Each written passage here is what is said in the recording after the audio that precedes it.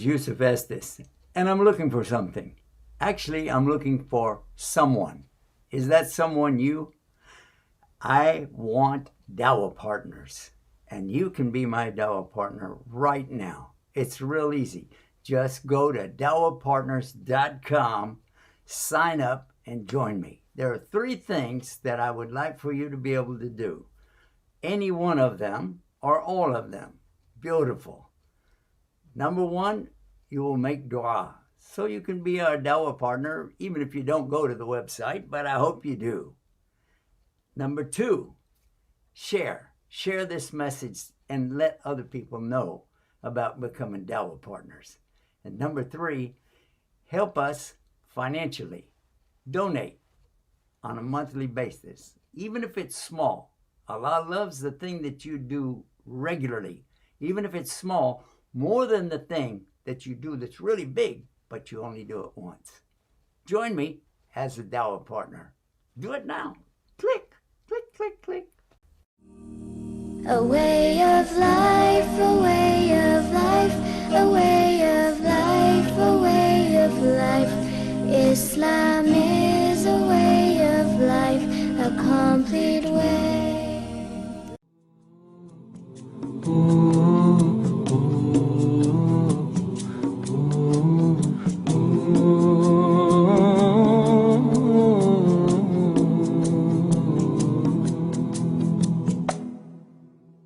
Assalamu alaikum rahmatullahi barakatuh. We are coming to you live, well, almost live. It's about a 30-second delay, but we're here. Hey, it was a hot day today, and help me talk about that and a lot of other things, especially the variant of this COVID virus. I want to find out more about that, and who better to talk about that than none other than Dr. Ado. Assalamu alaikum, all the way from Tampa, Florida.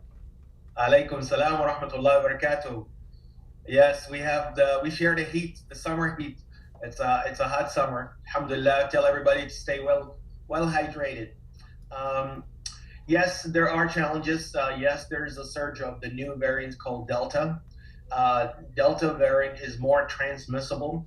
It spreads faster, 50% more, faster in terms of the spread rate than the regular COVID-19. It certainly caused a big concern. Now that's going to be most likely the dominant, variant here in the U.S. very soon. It's already been reported in UK, India, and Israel, and on a smaller scale, but it's noted that it does spread quite fast and lead to people obviously getting sick once you have the spread of the virus. So remember, the virus attacks those who have weak immune system, and the more that we have those new variants. I know we're getting closer to the 70% mark in terms of vaccination. Most likely will be a week or 10 days after the 4th of July to reach that goal that was initially supposed to be on the 4th of July. Shukran. And then now we're looking to really counter it, how to do it, and all that. And again, we discussed before with so many other bugs, the fungus, the black fungus, the white fungus, COVID and all its variants. We just have to go back to the same thing, which is really strengthen the immune system, take care of your body. If you haven't been vaccinated and you have no contraindication, meaning there's no reason not to, maybe it's a good time to have it, because the delaying to get that number up may have given an extra opportunity for the variants to develop, and then we have a catch-up phenomena. A new variant and a vaccine, a new variant. Obviously, that's never going to stop. And I urge everybody to emphasize the fact that you gotta take care of your nutrition, gotta get rid of bad habits, gotta do the exercise, good sleep, and good mental wellness. And when you always spend time with Allah, having the dhikr of Allah, remembrance of Allah, that give you instant calmness and tranquility that no money or no drug can buy. So I see Dr. Sultan just joined. Salam alaikum. MashaAllah, MashaAllah. Actually, looking forward to asking Dr. Sultan some good, strong questions about our health and how we can maintain it even through these kinds of things. I want to come to us from the point of view, though, from Islam. So if somebody is saying, for instance, in the Bible, it tells you in the New Testament, a little wine for your stomach is good. But I don't care how good it is, we've got an order from Allah saying not to do that. So that's just a for instance. You know, if you're telling me there's a medicine out there that's a good thing, but it has certain things in there, or components like for instance, sometimes they use the gelatin for the capsules Yes. that is made out of the pork. And we know that the Jews and the Muslims have been ordered clearly not to eat pork. Now, some Christians take the thing of Paul said he's did all to the law. The law doesn't matter. Just believe Jesus died for your sins. That's all you got to do. But that's not the case for the Jews and the Muslims. So, and some Christians still stick to the law as much as they can. So that's why whenever we find something that has components even that's made from the things that are forbidden to us, it's better for us to stay away from it. So Dr. Sultan, I'm going to call on you right now and just give us at least one thing right now that we can take or do that will, in your opinion, really build that immune system. Yes. I want a quick fix. Sure. Well, there's no quick. It's a planning. But before we go to the planning, you brought up the issue of alcohol. You know, see, the problem in here is that there are contradictions. You see, there are places with Bible clearly says no alcohol, and then other places says small amount of alcohol is good for you. So basically, we have to see what is in accordance with Quran. The part of Bible that says no alcohol and Quran says no alcohol, we got no problem with that. Okay, so that's point number one. Number two is, yes, there is something good in alcohol. You see, Muslims discovered there's an excellent antiseptic. So that is one of the Muslim physicians, scientists' contribution, that it works as an excellent antiseptic. So that is perfectly fine. But consumption, Quran clearly mentions no, and Bible also clearly mentions no. So therefore, we have to take what is in accordance with each other, and the one that we'll talk about difference and talk about later. But today we'll focus on what are the things that are common. So from that point of view, I agree with Bible that alcohol should be prohibited. Okay, all right. Now coming to the quick fix, you see, there is no quick fix. It is planning right from the beginning. Now let's start with, we as parents have responsibility to grow children healthy, spiritually, and as well as medically. So I will give you some tips of growing children, because when we are talking about planning of good, having a healthy mind, healthy body, and being healthy spiritually, it doesn't start at the age of 50. I mean, it can start at age 50, but it starts right at birth. Even it starts preconception. But let's start with the birth process. You see, some of the challenges that babies face is, number one, mother relying on cow's formulas or other artificial formulas, which are highly allergenic, and one of the bases for allergy in the babies give rise to colic, give rise to digestive problems like diarrhea, diaper rashes, and things like that. So the answer is breastfeed the baby. The second part is, what do you have in the house? Many parents smoke and do not realize that what impact smoking has on babies. So the studies show that when parents smoke in the house, the kids get infections twice as often. Number two, they get hospitalized twice often. Number three, they have twice more complications. So half of the children's and babies' illness is directly related to just one factor: people smoking in the house. You see, so that is to have good, healthy children. This is one thing. Please do not smoke.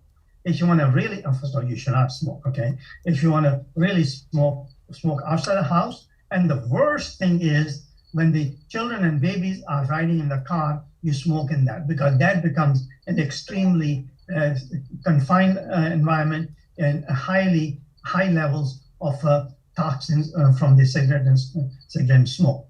The second thing is that the babies should be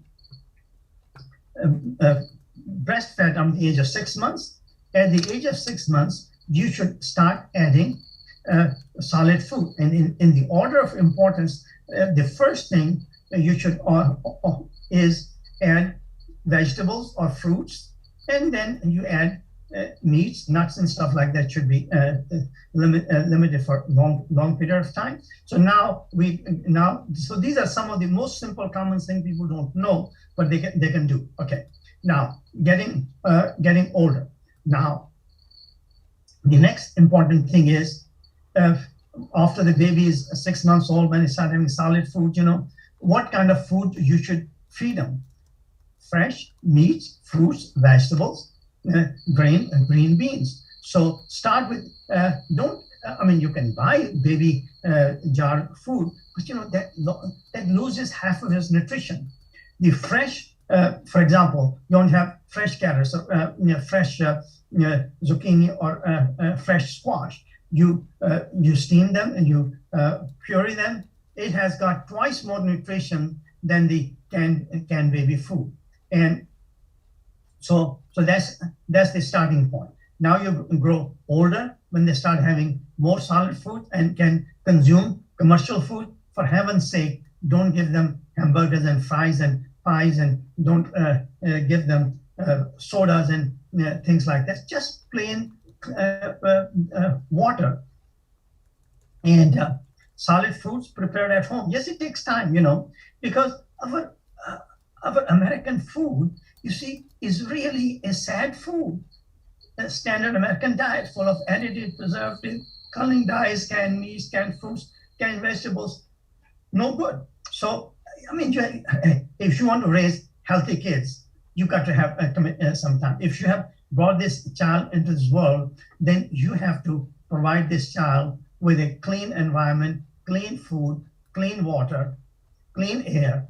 That's the thing that will build up the immunity. Now, as the child grows older, now you get into teenage. Now you have social pressures of smoking and drugs and things like that. As I talk about, get the crap out of your life, and Dr. Adil says don't get cramp. Well, both of them, you're right. Carbohydrates. That's C stands for carbohydrates. R stands for refined carbohydrate and sugar. And A stands for alcohol, and M stands for marijuana. I'm thankful that he thought of that and added to it. You see, and P stands for processed foods first, and then prescription drugs. So this is how you're going to raise the kids in teen years. Don't smoke. Don't do drugs. These are the important things that build up immunity.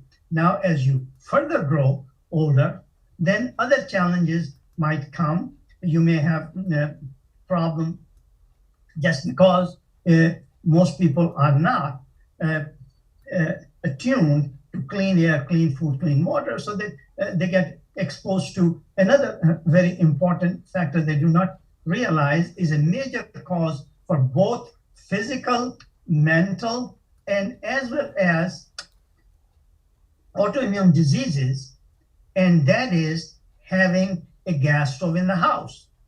The amount of chemical pollution produced by gas stove is 300 to 400% more than the worst smog that talk in LA, California. Now, because people get used to gas stove, they don't realize it. I asked them, the audience, I'm going to ask you one question. If you have gas stove, if you have gas stove, then the chances of your answer, the question I'm going to ask you, the chances of is quite high. Do chemical odors bother you, like hairsprays, deodorant, perfumes, gasoline, Lysol, paints, varnishes, shellac, auto exhaust, things like that? If you say the answer, some of them is yes, that is a marker for chemical sensitivity, which may come, number one, source gas stove, but the other cleaning products and other chemicals that you use in your home, like hairspray, hairsprays, perfumes, paints, varnishes, cleaning products, Lysol, Pine Sol, and these all create one of the main things. You see, we have to be careful about the beautiful word they use, air freshener. Well, there's nothing air freshener. You're not taking care of your house. There's some bad odors in there. So you put a quote unquote air freshener, which is air polluter, put in there. That adds another chemical layer, and then you cannot smell those things because some of them may have formaldehyde in it, which has a anesthetizing effect on the nose. So you can say, hey, I don't smell any odors and stuff like that, but those are all chemicals. So you're inhaling all those chemicals. So you have to be careful. So when I talk about clean air, I'm not only about not to smoke. I'm not only talking about not to have gas stove, have electric stove, but I'm talking about also that instead of these commercial cleaning products and personal care products, you should use unperfumed products, personal products like soaps and shampoos and etc., green products which don't have odors and not toxic chemicals. And also, along with that, they should not use the cleaning products like Lysol, Pine Sol and stuff, get some clean product. So you see, this is a cumulative effect which eventually either going to lead you to have decades of good health, or it will lead you to have all sorts of chronic problems like headaches, stomachache, sinus problems, arthritis, colitis, autoimmune disease, lupus, etc., etc. So the clean air is the basic essential, which, from this point onwards, that's the way you maintain your overall health. Along with clean air come the clean food, as we talked about, that fresh meats, fruit sizable, grain, green beans. And number three, clean water. What should you drink? Hey, drink what animals drink. What do the animals drink? They drink water. And you should be smarter than animals and drink clean water instead of Lysol, instead of sodas and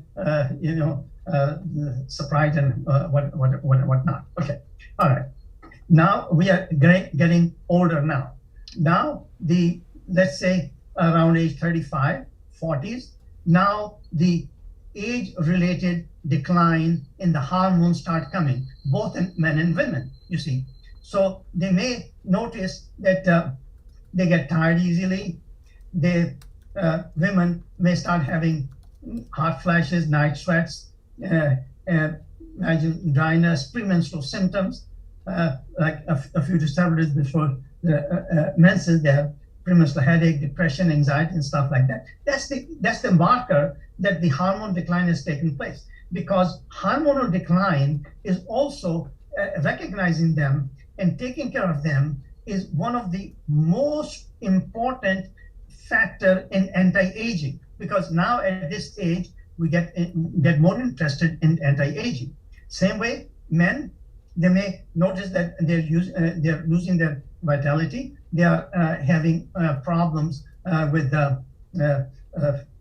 their performance. Those are markers for decrease in their testosterone levels. So they should have them checked, and if found low, should be treated appropriately. So now you see, as we get older, now it's going to be 50s and 60s, and by now we have taken care of our clean air, clean food, clean water, hormone problem that came along. We took care of them. Another very important factor in many chronic illnesses is people do not realize eating too many carbs, sugar, honey, maple syrup, white flour, other grains. They cause insulin surge and give rise to coronary artery disease, heart hypertension, adult onset diabetes, obesity, and stroke. I mean, there's caused so many chronic illnesses that I can give you a simple acronym to remember: CHAOS, coronary artery disease, hypertension, adult onset diabetes, obesity, and stroke. So basically, as we're getting older and if we start seeing that we are putting a little weight on, that is the sign that we are developing insulin resistance, means that our body is over responding to the carb we eat. So that's the time to cut down the carbs. And these are the simple things that you will do that will keep your immune system strong and keep you healthy and give you decades of good health. There are several other issues, mineral deficiencies and other nutrition deficiencies that you may need a good multivitamin, mineral and stuff like that to make sure that you're having adequate amount of nutrition. So these I have just given you a nutshell, starting from the birth, what should be thinking about the baby as you're growing older, what are the challenges that you have, and if you make the right choices, you will have decades of good health. When you have a good immune system, then the COVID and other viruses and bacteria and fungi and stuff like that, they do not, the chances of affecting them is much less. Now, I asked you one question. They talk about, high-risk patients with hypertension, with diabetes. They have very serious problem with COVID. Why? Because they're high, because probably that's part of insulin resistance, which is seriously dampens your immunity. And so putting all these things together, that is what is causing chronic illness. So as Dr. Adil said nicely about all these things, I just back him up. And both spiritually and medically, if you do these things, that's your way to good health. Nothing magic. Yes. Beautiful, beautifully said. I want to add to a couple of things to Dr. Sultan. Very nice. Just as a caution to everyone as we approach Eid al-Adha in 4 weeks, I do not think a big congregation in a closed space with the spread of this new variant of Delta would be a good idea. Again, I think it should be open space. The mask policy should be on. If anyone who have a weak immune system or have any chronic health issues, I think should not be in this big gathering, because it may cause a super spreader events, and people may really regret not following those guidelines. Right now, some people are confused to put the mask on or take it off and all that. I think everyone in this public gathering, especially on Eid when they have kids and people of all ages, should be taking those precautions. To add to Dr. Sultan, the alcohol, initially there were some studies, a lot of alcohol is bad, but maybe a little bit is good. And the Quran said, وَإِثْمَهُمَا أَكْبَرُ مِنْ نَفْعِهِمَا, relating to the alcohol and gambling. So there are harms more than good. It may increase the HDL with the good cholesterol, but on the other side, it causes so many devastation in the health head to toe. So that's why God prohibited that. The other issues. If you don't mind, I'd like to kind of take a step back from this just 1 minute before we go forward. The whole idea of being a Muslim is to make ibadah for Allah. And I just heard a sheikh from your country, from Egypt, was just talking today about this subject. And he stressed over and over and over again, it doesn't really matter what Allah says, don't do it. If you don't understand it, or if you don't know what the reason is, it's an order from Allah. And it could be just a test. It could be something very normal that anybody could do or not do. And Allah is saying, don't do that. For instance, a man can walk down the street with no shirt on, but according to Islam, a woman cannot do that. And if you said, well, everybody's doing that, like some countries in Africa, for instance, and the outback of Australia, maybe you could see people doing things like this because they're not on the same page that everybody else is in Europe and so on. So they don't see a problem with it. And so if this was the case and they don't know Islam, then it's just up to them to make their own rules. But when you know Islam and Allah is ordering you to do something or not to do something, that is the reason. That is the reason. Then if we find out something that's beneficial or harmful in our lives through our science and reasoning and using our brain, alhamdulillah for that.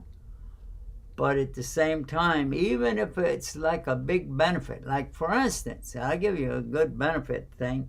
Suppose I play the lottery and I win $50 million. Okay, that's a big benefit right there. And if I said, well, I know how to count cards, for instance, and they do that sometimes, and they get caught in some of the places in where they gamble, they throw these guys out. But suppose that somebody said, well, I am such a shrewd operator with the gambling, I can win, more than I'll lose, so it's a benefit to me. It's still haram in Islam. We can't do that. So I just wanted to stress that point. I know that you know that better than me because you grew up with it. But I just want to be sure that the folks don't take what we're talking about as that we have to prove something is bad not to use it. I want to interject something on these lines. You see, when you have a clear commandment, do this and don't do this. Okay. Now, where is this commandment coming from? From your Creator. Okay. Whether you know the reason why it is so or not, but one thing you must remember, that your Creator knows the best. Okay. And whatever the Creator says is good for you, is good for you. What the Creator says not good for you, is not good for you. Whether you can understand the reasons today or not, sometimes it may take 100 years to come to that conclusion. Like, so many scientific facts that are mentioned in Quran, people believed 1400 years ago. But now, recently, all those things are coming to light. So therefore, just remember, I'm not going to obey anything with my common sense done. God tells this thing, but since my common sense cannot comprehend that, I'm not going to. No, that is wrong, because He is the Creator. He knows what is good and what. And if you trust in God, then trust that what commandment is giving you is good for you. Yes, what He wants you to do, and no, you want to do. Both of them are good for you. Okay, thank you. We listen and we obey. That's part of the submission. We hear and we obey, right? I like that. MashaAllah. So Dr. Ado, if you don't mind, I'd like you to continue right where you left off, because I'm sorry I interrupted you, but I wanted to... No problem. Your points are very, very strong, and Dr. Sultan's point are very, very, very important. And we try to emphasize that so everybody listens, inshallah. This is touching up on things that he mentioned, and there are now studies that I wanted to share. The study now show potential and many dangers of sweeteners. A lot of people don't know that, and then I was intrigued by two research that I'm going to share with you. There are some normal bacteria that lives in the gut that when people start taking those sucrose and sweet low other sweeteners which are full of saccharin, aspartame, which cause cancer, they turn the normal bacteria in the gut, in the colon, E. coli and E. faecalis, into the bloodstream. So rather than they live in the intestine, they go out and then they circulate and cause bacteremia or basically systemic infection in the bloodstream. And not only that, they would depress further the immune system, and it could lead to they can go on some diseased heart valves. It's called endocarditis, and they could destroy those heart valves, and then they could lead to kidney failure and death. So a lot of people do not know that it leads to actually worsening the diabetes and obesity and cancer, and the artificial sweeteners is absolutely no for everyone to be aware of it. And this study have been proven now that actually can transform this bacteria from the gut, in the colon, you found basically in the stool that will go and then invade the intestinal wall and go into the blood and cause fatal complications. There's also another study because we switched the crab into cram, and this is specifically had to do with marijuana. Now there's a study, cannabis use in adolescents. It's not cool, guys. It's not cool to use marijuana. It's tied to altered brain development. So those who use, marijuana, cannabis, whatever it is now, because a lot of people say, oh, I'm taking it because I have a headache or migraine or whatever. It will actually to change and destroy the brain development and delay the neuromuscular coordination and lead to a lot of car accidents and lead to some cases of psychosis, of mental disturbance, that they see things and they smell things that don't exist. So there are other cases when it comes to the heart, that the heart could be adversely affected with something called cardiomyopathy or weakness of the heart muscle, and can also lead to very serious heart rhythm problem called atrial fibrillation, which can lead to strokes. So now a lot of people are not mentioning these things, and people think it's cool, and they take it right and left and center, and especially young people that I'm so concerned about, and lead to depressed immune system. And then along with the other things in the diet that Dr. Sultan elaborately mentioned, and wrong things, and all this added up, and it lead to what? Depressed immune system. Then there's no surprise that COVID will come in, and all the other super added bugs and infections that normally coexist with no problem. But once they have a opportunistic, it's called opportunistic infection, because it attacks those who have weak immune system. And not only that, but it actually messes up the brain development and function. So I hope now that people through Guidus TV, and I hope that find this information valuable. And if anybody have any questions, obviously they can call in the 1-800-971-4383. Dr. Sultan and myself will be happy to discuss all the things that put people on the healthy lifestyle. It is something that everybody has to be aware of. And then in everything in life, there is called the benefit-risk ratio. If there's more benefit than risks, then go for it. If it's more risk than benefit, there's a principle called do no harm. So if it cannot help you, don't hurt someone simply because there may be some benefit, but it's the overwhelming evidence that will really make a decision leaning towards staying away from something that could have some benefit, but the overall overwhelming evidence is harm. So I hope that helps everybody. MashaAllah, this is a good chance for us to take a break right here. And then when we come back, we want to continue this talk about the marijuana. I did not realize all of that. And even when it was illegal, I didn't get involved in it. And now that it's legal, I still don't get involved in it. But now I'm seeing some things that I didn't know. So let's take this break right now, guys. Stay tuned and stay guided with Guidance TV. Guidance TV, watched by many, loved by all. New Muslims, young Muslims, born Muslims, non-Muslims, all enjoy it. Guidance TV, never ads, always free. Let's keep it free, no ads. Support and share, and get guided with Guidance TV.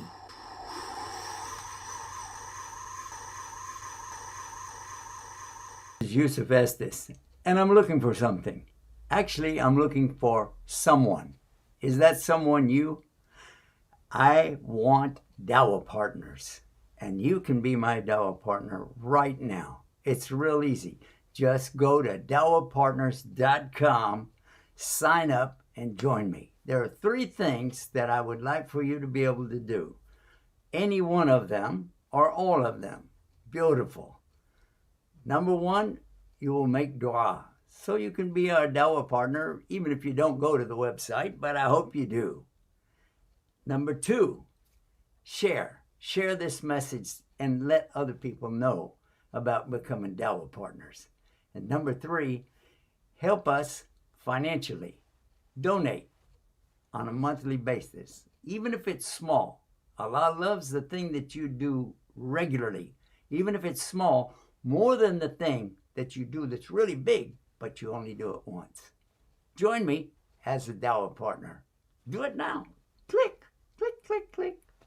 And we are back. All right. Now, I would like to pick up the conversation where we left off with Dr. Adel about the dangers of marijuana. And I would like to present some questions because I guess a lot of our viewers would like to know too. So, Doctor, if you don't mind, I'd like to give you some questions here and then see what the medical world thinks about this. So, is that all right? Sure.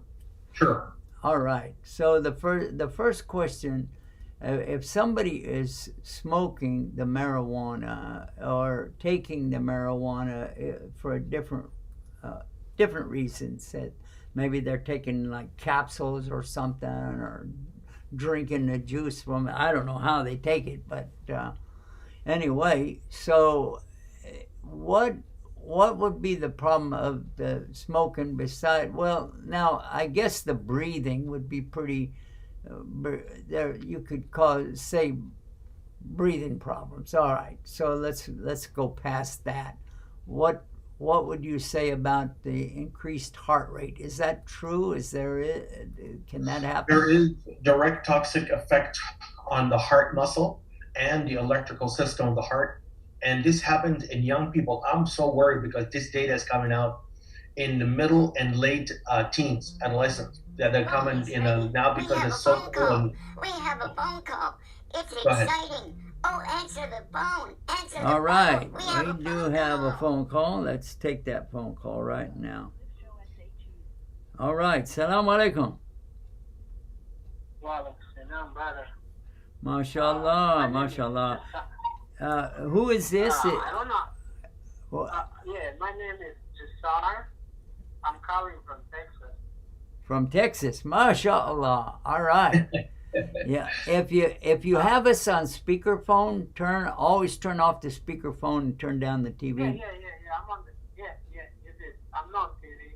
I'm following you from the Facebook. Yeah. If you're using. Question, brother. Okay. Yeah. Because when you use a speakerphone, the volume goes down, not up.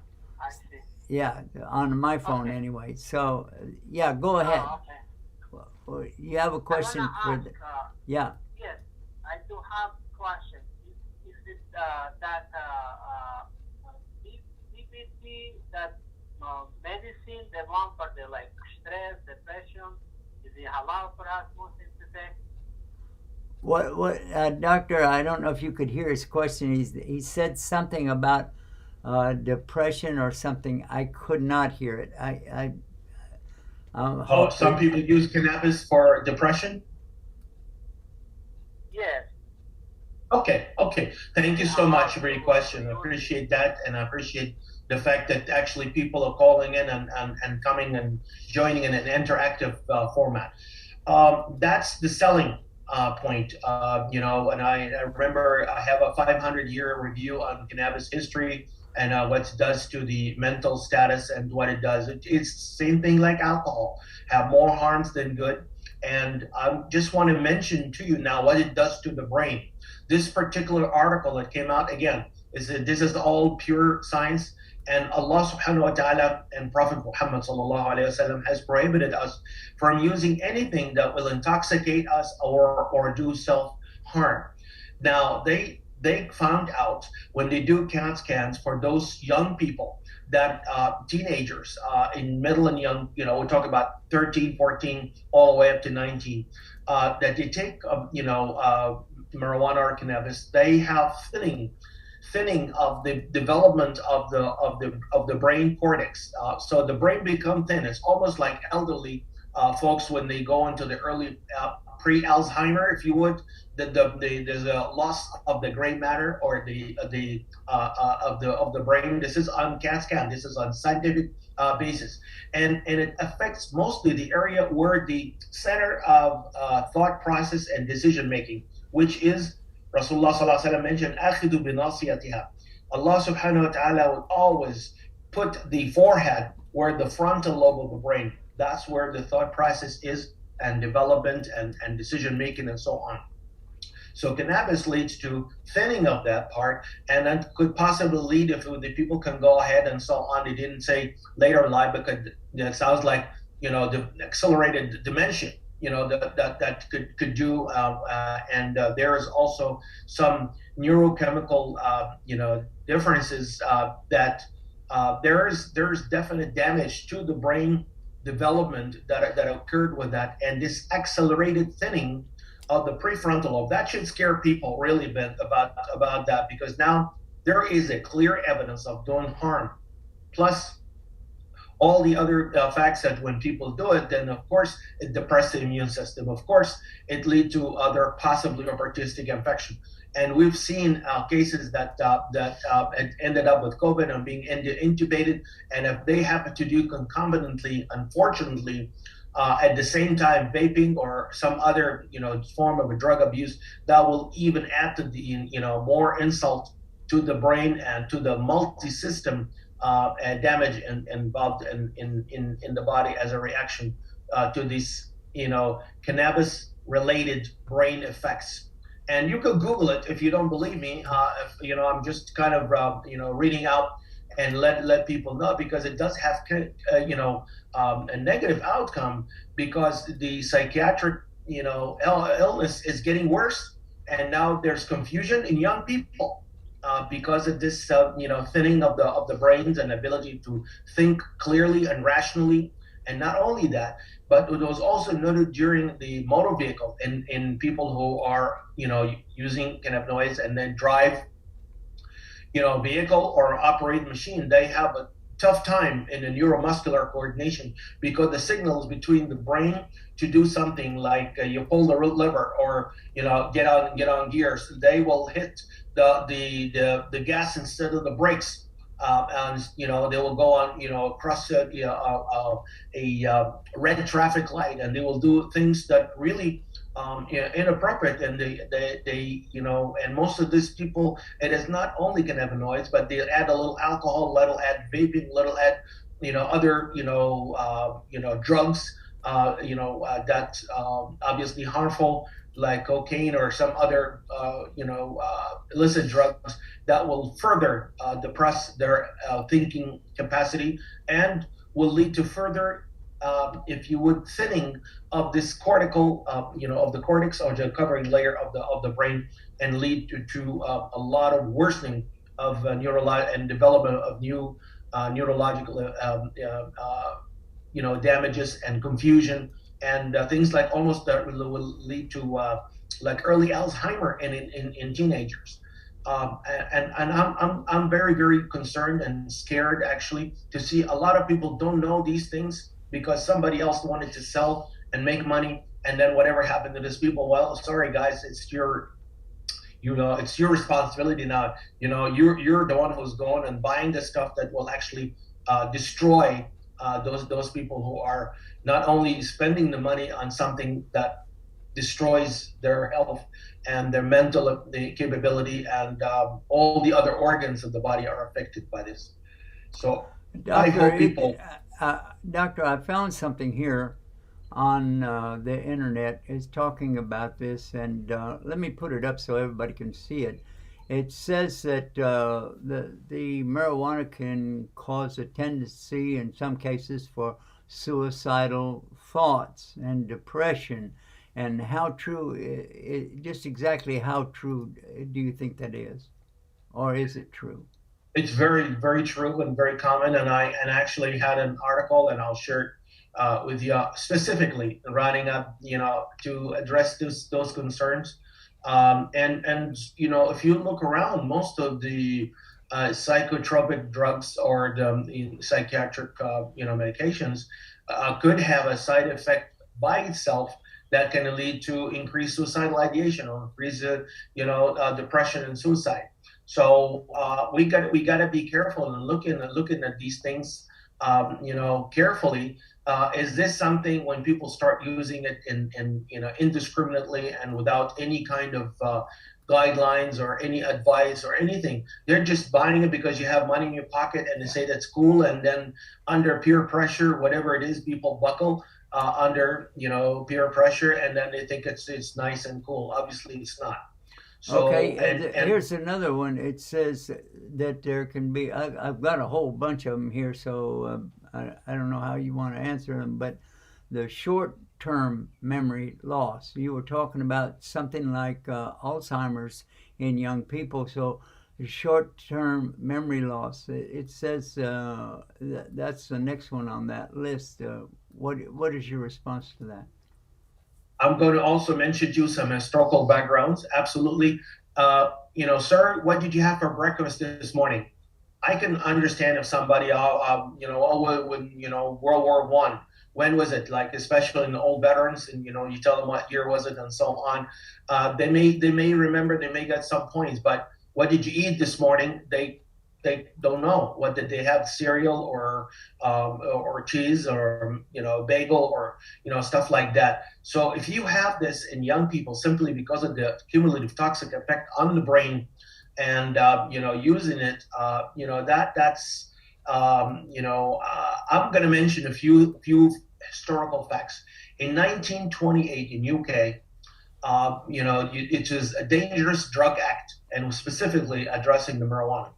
In 1937, there was a decline in marijuana prescription because of the Marijuana Tax Act here in the U.S. 1938, prohibiting cannabis cultivation in Canada.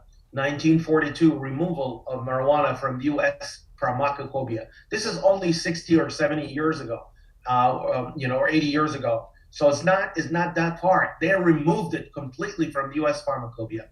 1968, Bureau of Narcotics and Dangerous Drugs was established. In 1970, marijuana classified with no accepted medical use and Controlled Substance Act. 1970, only 50 years ago, not too long.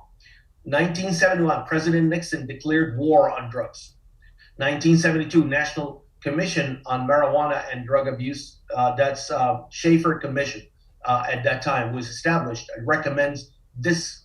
There was initially people with the position of marijuana, they've been criminalized, but then this is the beginning of the decline where this particular commission, Schaefer Commission, recommends decriminalization of marijuana. 1976, Robert Randall court ruling, use of marijuana, medical necessity. 1980, then synthetic version was tested on cancer patient. 1981 and 1985, FDA approves marijuana only for treatment of nausea in chemotherapy setting, basically. and approved by FDA in May 1985.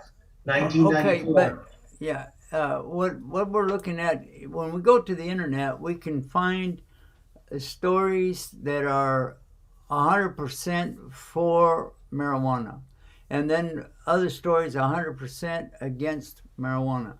Then there's a lot of in the middle of the road, if it's worth it, if blah blah blah and blah blah blah and blah blah blah.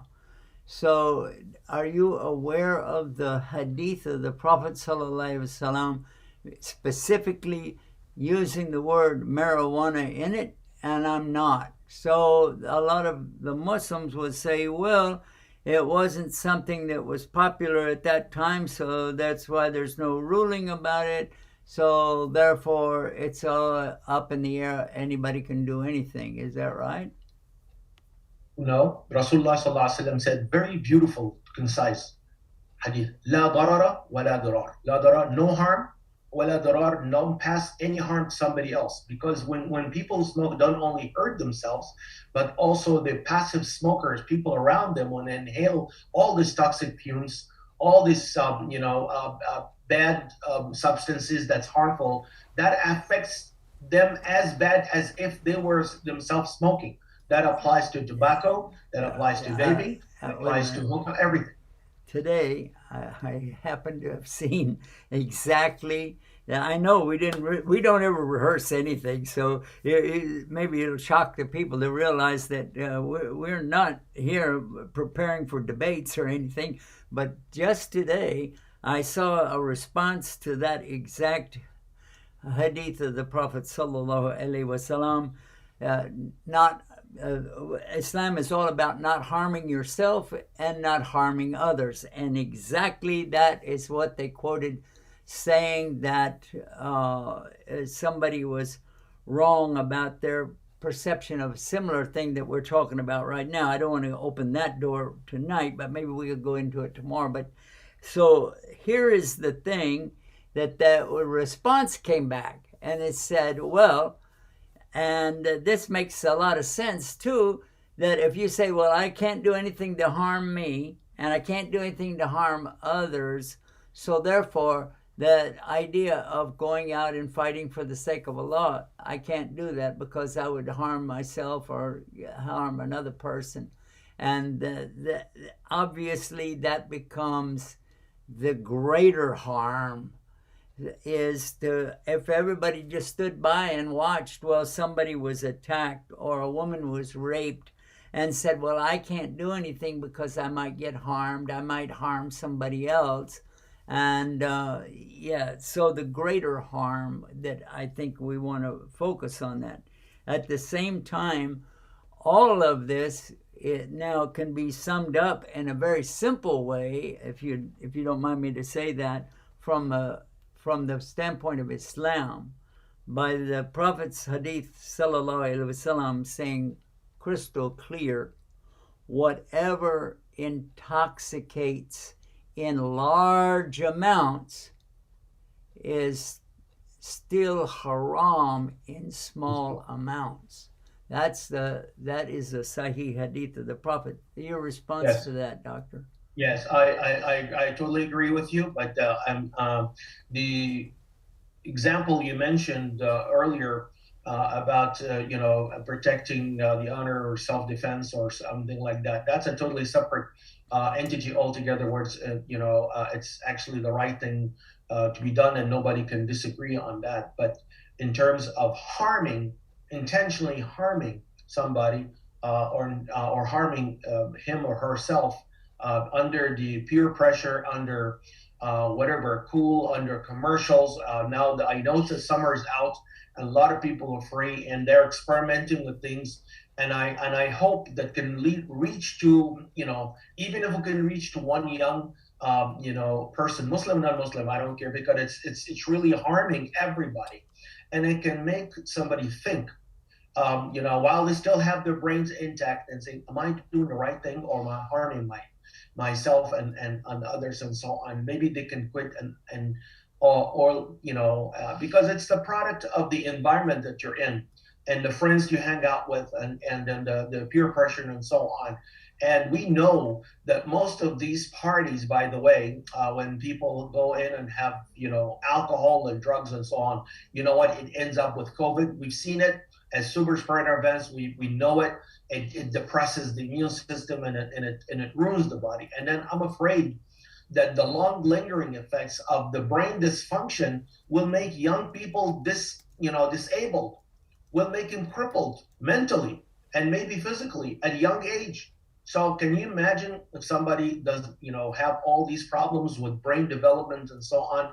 How do you think they're going to get a job? How do you think they're going to maintain a job and then make a family and be responsible and so on and so forth, and not going in and out of rehab?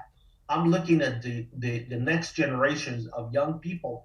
They should really, really get out of these toxins that without a question, it leads to harm and then more harm and then spreading harm to others. So maybe just, someone will benefit from that and then will change their lifestyle to get rid of these toxins and then, be a positive influencer on others to do the same. And then, it's only would change one person at a time. Allah subhanahu wa ta'ala would help those who strive their best. وَالَّذِينَ جَاهَدُوا فِينَا لَنَهْدِيَنَّهُمْ سُبُلَنَا وَإِنَّ اللَّهَ لَمَعَ الْمُحْسِنِينَ. Allah give that a firm, promise. For those who strive to do good, Allah will make the pathway easy for them, and Allah will find a nice GPS that will get them to the goals of doing good. And Allah ma'al muhsinin, and Allah subhanahu wa ta'ala will be always with those who are righteous in their deeds, but also do good and excel. Not just you mentioned a little bit earlier about the heart, and I found something here, and it is asking the question: is marijuana bad for your heart? Your response to that? Absolutely. The answer is absolutely, and I wrote a lot of articles on that, and I know I published like way back, maybe 7 years, because during the holiday season, all these, even before they legalizing marijuana, people who go out and smoke pot and so on, they're not thinking straight. Their brain is foggy. They start to have those racing heart, and we see them in the emergency room. What happened? Oh, I had this, and that, and of course, when you have the toxicology screen, it comes up positive that they had, been smoking pot, and then their heart is racing, and they have this, arrhythmia. And I've seen quite a few of them, atrial fibrillation, and I evaluate their heart, and their heart becomes weakened. This is so bad that the young people can go into heart failure and have all these, very devastating, heart rhythm that lead to blood blood clots and strokes. And it's self-made. It's not, like something acquired, like, some unusual cancer or something like that. It's somebody who goes out, does the smoking, get that, actually ingest toxins and affect. And then most of those people are even, brought by a friend or somebody because they couldn't drive because their brain is foggy, and then they can't walk straight when they're stopped by the highway patrol because they may have other intoxicants like alcohol and stuff. So it's really, really, really, and it peaks around weekends, around the holidays. I know that for a fact in December, and we see quite a few of them, and it's really getting worse.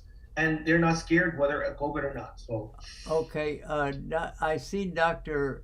Sultan is back with us again. Dr. Sultan, yes. We only have a minute left, so if you could comment something from your side, what would you like to say about this subject?